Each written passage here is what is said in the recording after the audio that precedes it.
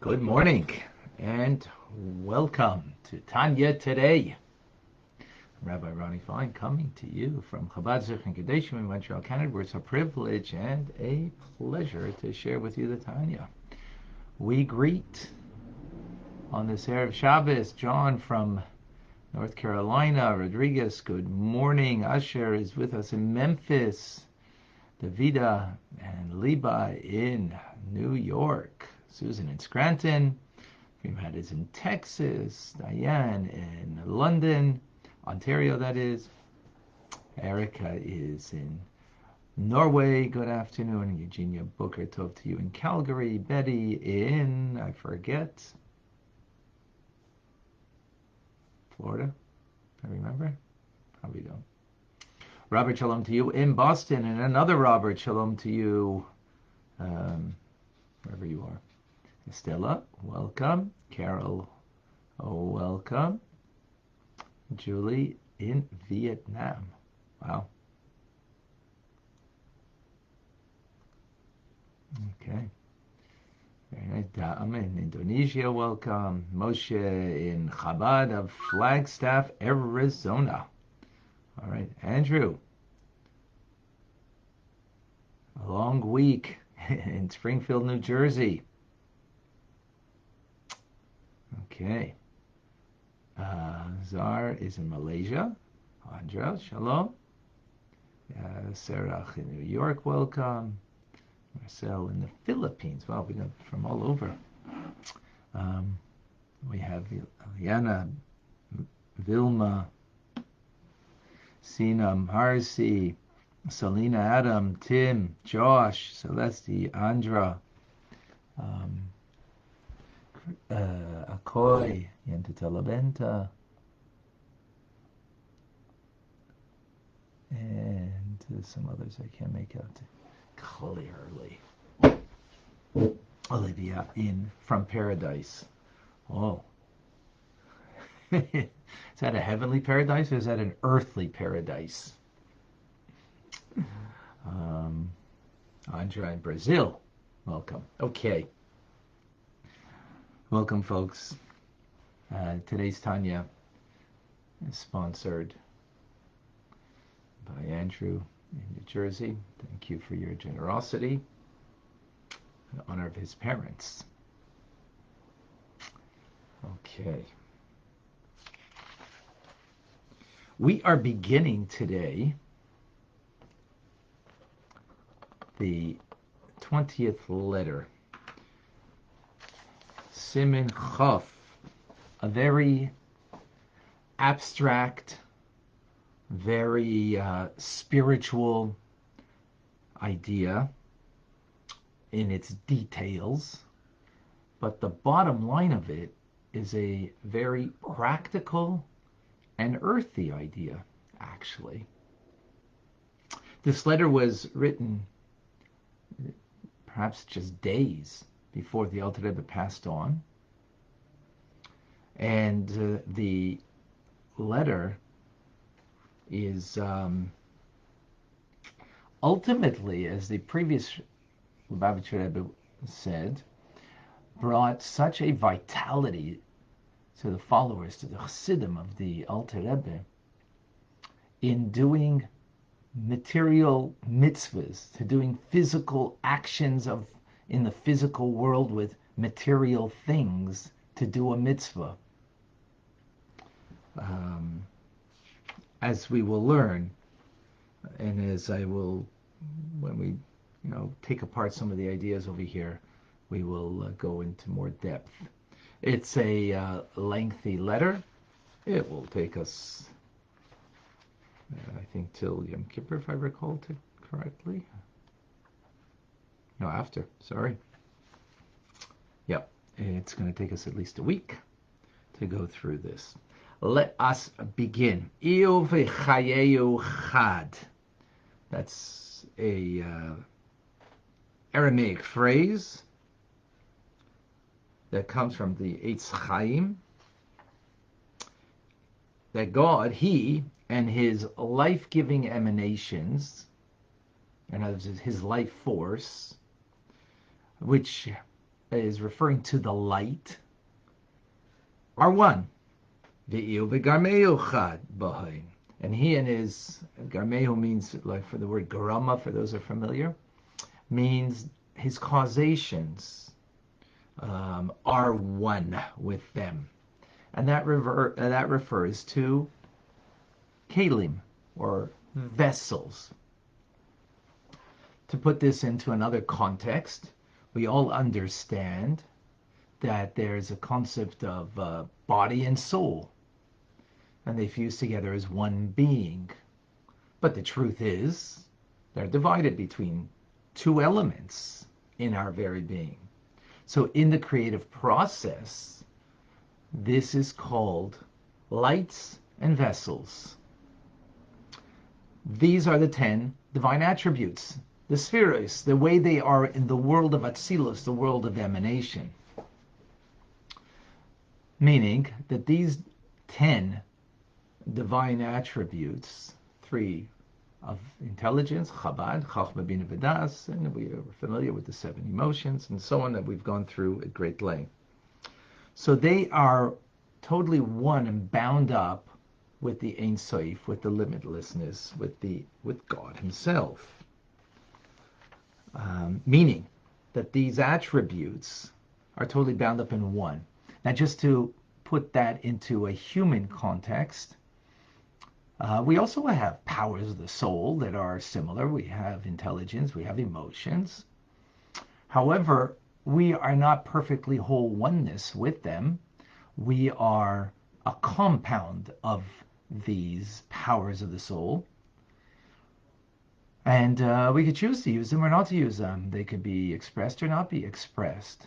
Why? Because they're not perfectly whole one with us. They're not united totally with us. They're a part of us, absolutely. There is a union with us. It's not, separate of us. It is of the soul, but it's not in a perfect whole oneness. But by God, the 10 divine attributes, as they are in the world of Atzilus, as opposed to the way they are in the world of creation, formation, the world of action, Bria, Yitzir, and Asiya, there, it's not a perfect whole oneness. At least the vessels are not. The kalim. So, the total whole oneness. Now, the Alter Rebbe says we need to understand that idea. The vessels are a limitation. They're the limiting factor of the divine attributes. How do we say that they're one with the limitlessness of God? How does that, so to speak, jive? Now, of course, God is Kol Yachol. He is capable of anything and everything, and so it could be something that we don't understand. But this is Chabad teachings, and the idea of Chabad teachings is that we question in order to try to understand as best as we can. So how do we understand that the Ein Sof could be one with the vessels of the spheres, which is the limiting factor? That they're inherently limited. Well, we're going to get back into this whole concept of limitation and infinite of God, and because the natural human instinct is that God is infinite. Of course, He's not finite. How could you say that about God, right? Well, that itself becomes a question, but we'll unpack that later. So the Alter Rebbe says that the intention over here, when we say that the Ein Sof is one with the vessels, with the kalim, is in order to give it the power to create something out of nothing. Yesh mi'ayin, ex nihilo. That capability is a capability that only God, the Creator, has. Right? In other words, if all of humanity would get together and try to create literally a wing of a gnat, or the smallest little creature from nothing, and when we mean nothing, don't mean a mustard seed, because that's something. You don't mean some kind of, soup mix. No. Absolute nothingness. In other words, nothingness that is not energy and is not material. It's not matter, right? Nothing. So that is only something God can do. In other words, in the human condition, what we have is something called ilah va'olol, cause and effect. That's the only thing that we experience is cause and effect. In other words, if I take this tissue box and I push it very strongly, right, it's going to go straight into the camera. As much as I put a cause into it, the stronger the cause, the greater the effect, right? So to speak. That is something that we are familiar with. The Ramak, Moshe Cordovero, he writes that the spheres do have this concept of cause and effect. And we just said that vested in the divine attributes is the power of creating something from nothing. The vessels, not just the light, but the vessels have that power in the divine attributes. And Moshe Cordovero writes about, the great Kabbalist writes about the divine attributes, that they are cause and effect. So the Alter Rebbe explains that no. Cause and effect between one attribute and another. Yes. But the power that they have vested within them of the Ein Sof, of the limitlessness of God, is a power that they can in turn create something out of nothing.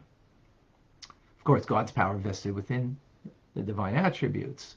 So yes, there is cause and effect, and we can understand that concept very easily, that when you have chachma in your head, in other words, you have the germ of an idea, the seminal thought, and if it's not elongated through bina, right, with length, breadth, and depth, then the whole seminal thought is completely lost, right? So from Chachma it causes to be developed in Bina, from Chachma and Bina together, then it brings to a realness and Das, and from Das then it feeds the emotions, and it vests itself, it causes emotions, right? When you know how good study of Tanya is, right, it gives you an emotional appeal to it that, hey, you like it, you may even love it. That's called cause and effect. So that's something that is in the human condition. That's something that we're very familiar and aware of. And it even exists in the divine attributes as they evolve one to the other. But again, vested in them is the power of something from nothing. Now, what is this something from nothing? It means that the yesh, the thing, the something that is created from this nothing, cannot grasp it. Its source can't grasp it at all. To it, to the yesh, to the thing, the thinginess, the something that's created, right? Whatever it is. Well, we're a good example. It can't grasp the Ein Sof, the limitlessness of God. Likewise, it can't grasp the divine attribute. It is beyond. And that's what it means, that it's one and united, the divine attributes, with the Ein Sof. So it has that character quality to create something from nothing. And how we perceive our source then, well, we don't. We don't. Right? As opposed to ilah va'olol, cause and effect.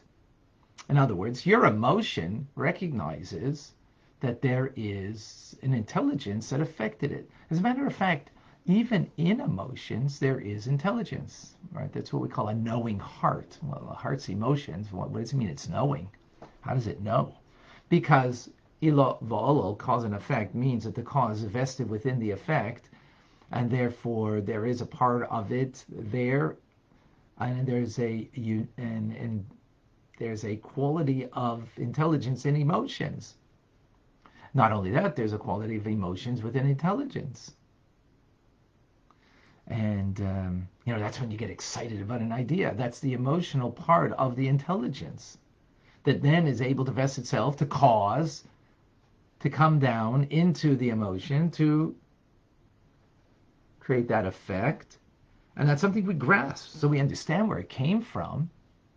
We get that, right? But that's not something from nothing.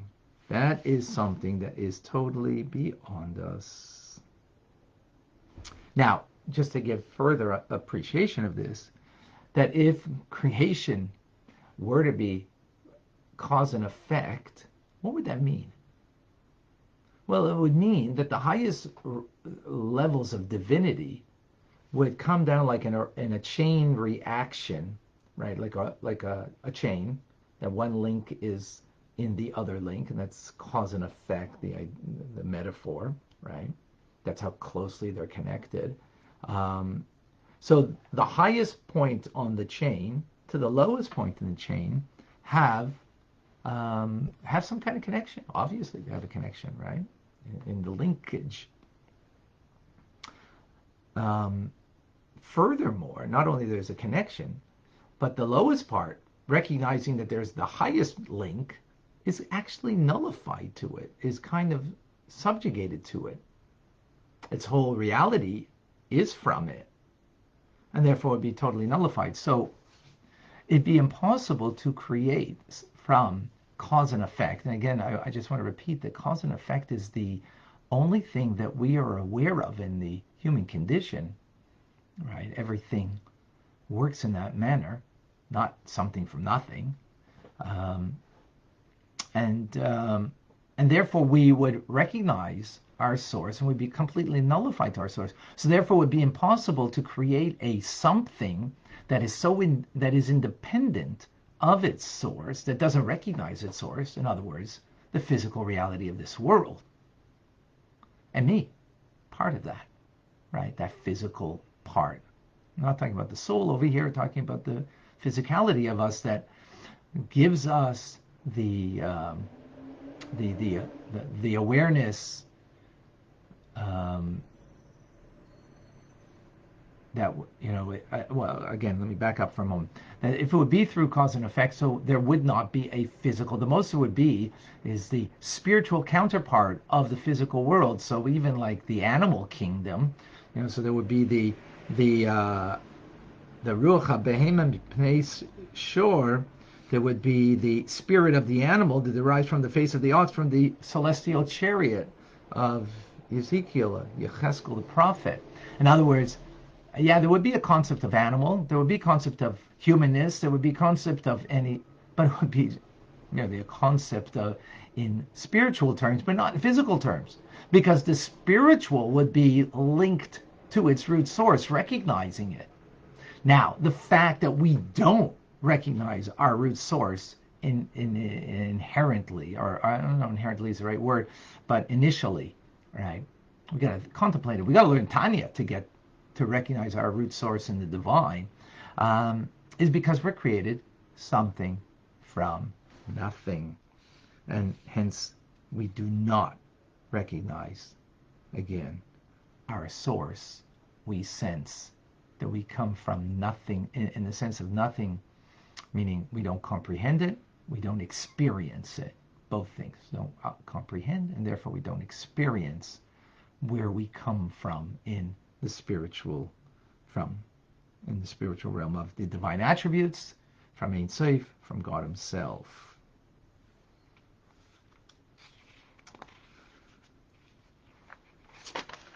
That's the basic idea of today's teachings.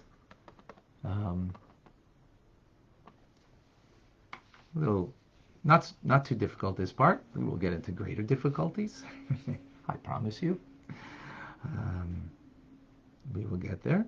But in the meantime, let's unpack this a little. So let's understand this idea of the fine, again, I want to go back to what mentioned earlier, that intuitively we feel that God is infinite. Hey, of course, he's finite. As a matter of fact, there's another religion that believes, that God came into a finite, human form. For that's idolatry. So, yet, that being said, and we have to be careful over here to make sure we have a clarity of understanding. If we were to say that God is merely infinite, would that make him complete and whole? Would that make him, the most perfect of all perfect beings? Well, think about it. In a sense, no. Because what it's saying is that God is finite, infinite rather, and he's not finite. It means there's a place that God doesn't express himself. Finitude is outside of him. Can't say that. It is of him. He also has a finite expression. But where is that finite expression? That is the divine attributes. Right? The 10 divine attributes, it's 10, it's not 11. It's not an infinite amount of attributes. It's definitive. Each attribute is also has its definition, which means limitation. Right? It is this and not that. Chachma is Chachma, Bina is Bina, right? And they're not the same at all. Yes, one evolves into the other, true, but they are distinctive in their definition, and therefore that is, by definition, its limitation. So that is the finite of the divine, because God is not limited to be only expressed in the infinite. He's got no limitations. He's got complete perfection, and therefore he can be expressed, and is in fact expressed, and also in the finite.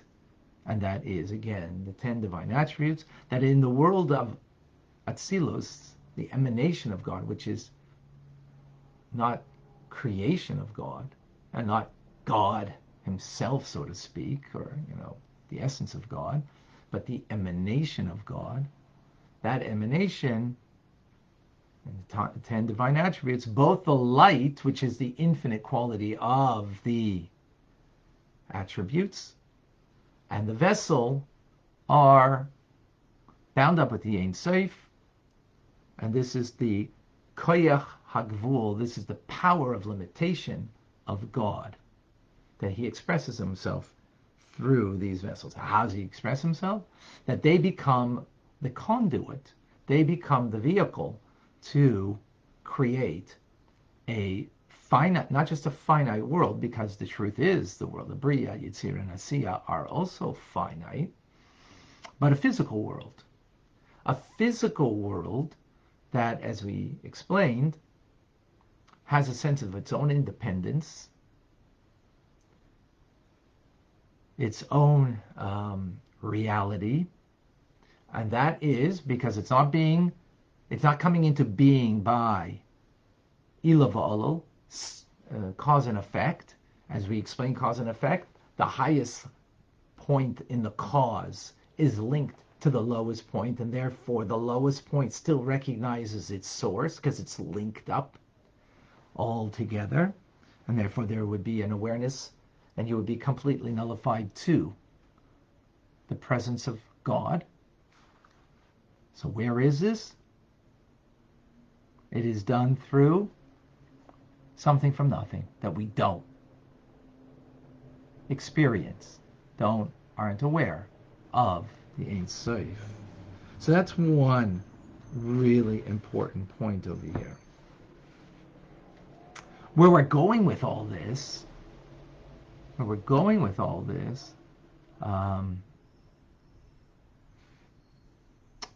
is a phenomenal idea, as mentioned at the outset, that and so counterintuitive. Because just like we think God is infinite, so therefore we think where is the presence of God is more in the infinite form of spirituality. So what we're going to learn over here, and where we're going to go with all of this, is that no, it's the opposite.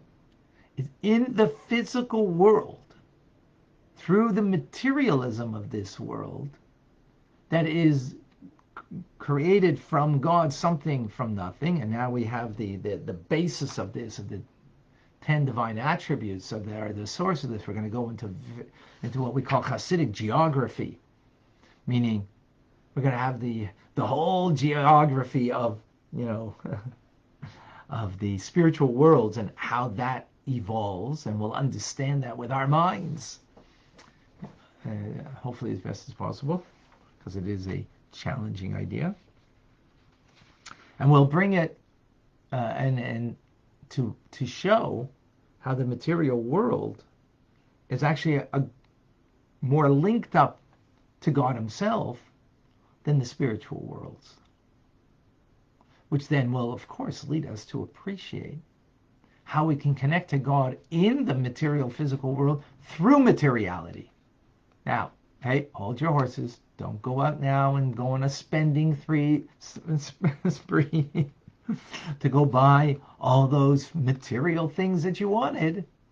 Because we're talking about the God's mitzvahs, that we can connect to Him through the materiality of this world, the physical nature of this world. Going ahead and going on a spending spree to go buy things for yourself might not be a mitzvah. Might be the opposite even. Could be. Could.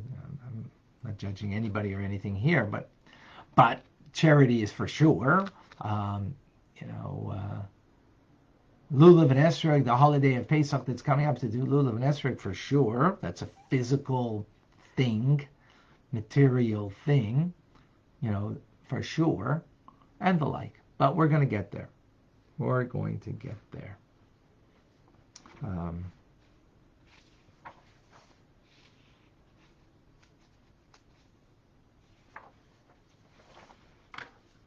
Okay.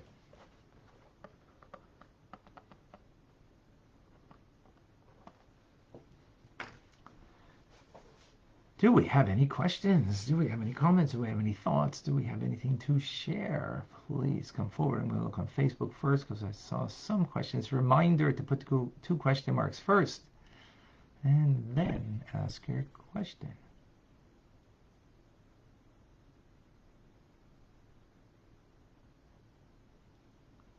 So,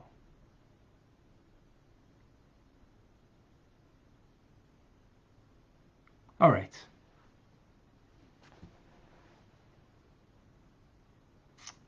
I did notice here. 2 question marks first. Okay.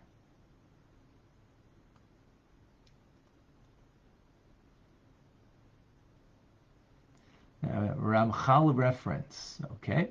Thank you, Aryeh.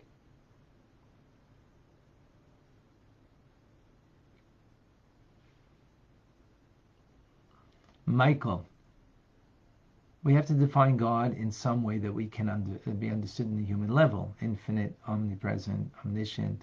God is expressed in so many ways. We are limited as humans. Yes, absolutely. When Mashiach comes, how will this be affected? Well,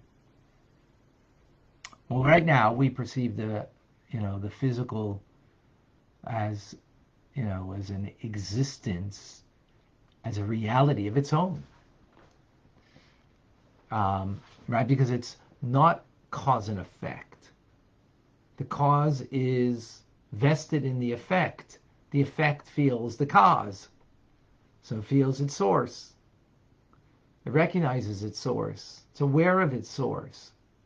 But since this world has created something from nothing, we don't recognize the source. We don't, when we say nothing, it means from God. It means from the 10 divine attributes, from the Ein Sof, from God Himself that's vested in there. But we don't experience that. Mashiach comes, we'll be aware of it, and we will experience it. Absolutely. Thank you, Davida.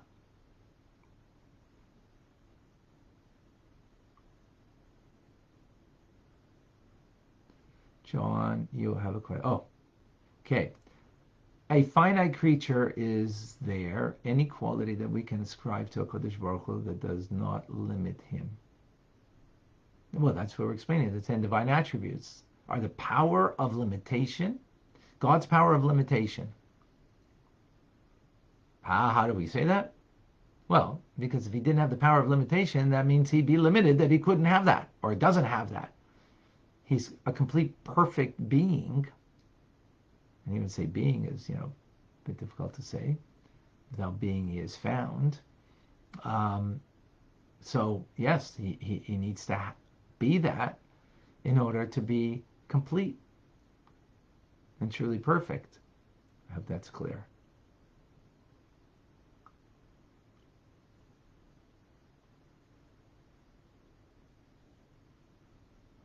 I think I answered now.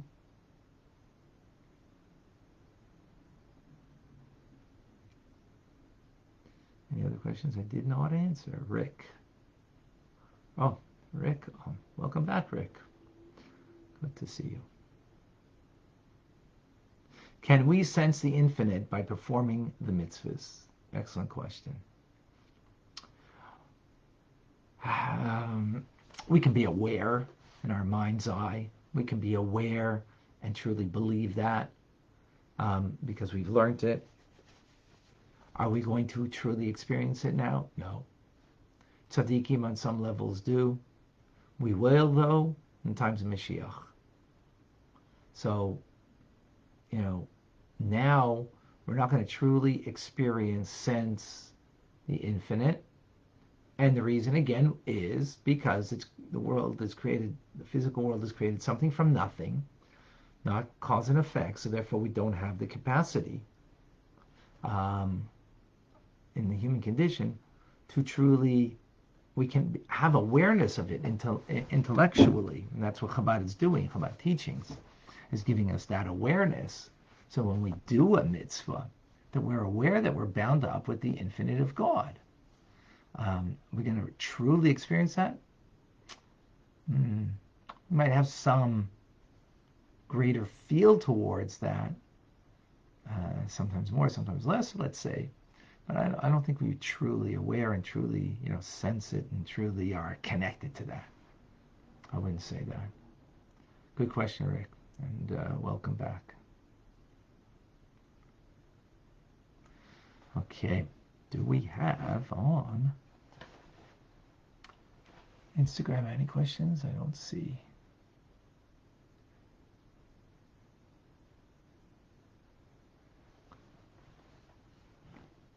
And do we have in Clubhouse any questions, any comments, any thoughts?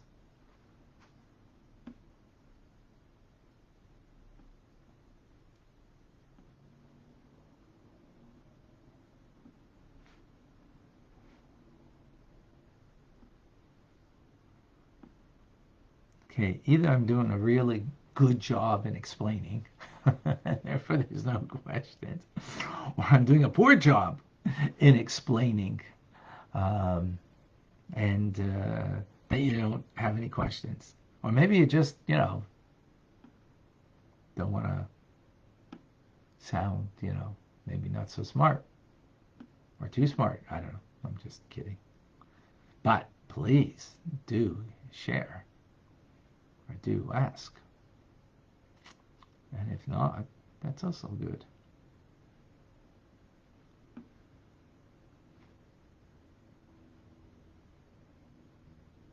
That's also good.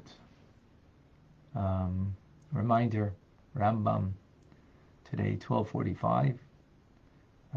Next week, Rambam will start actually at 1 o'clock.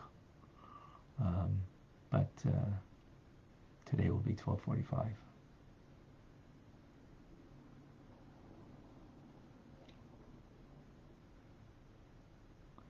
All right. Oh, okay. Marcy always has something good to share. Please, Marcy.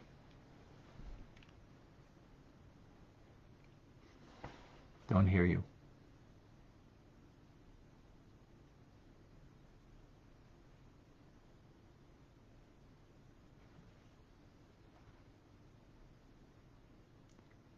Want to try again?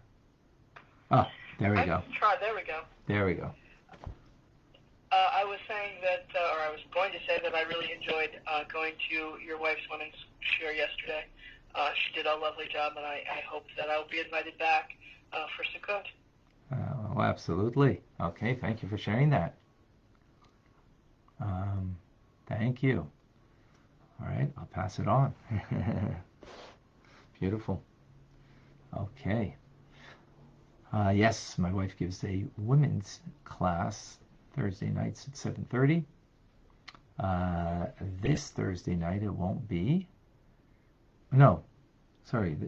Next Thursday night will be Yom Kippur. And the following Thursday there will be, because Tuesday, Wednesday is, yes, Cholamoid. Yeah. Yeah, so this Thursday, so in 2 weeks. Yeah, okay, thank you for sharing. Appreciate that. All right. Anybody else?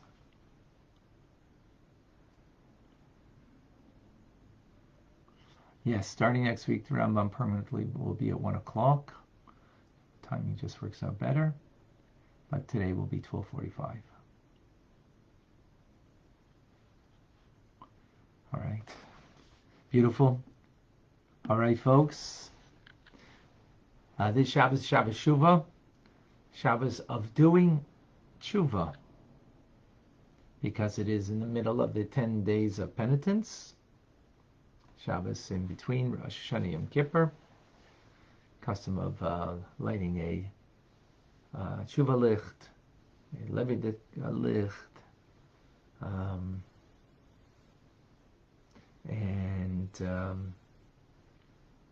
read special Haftorah.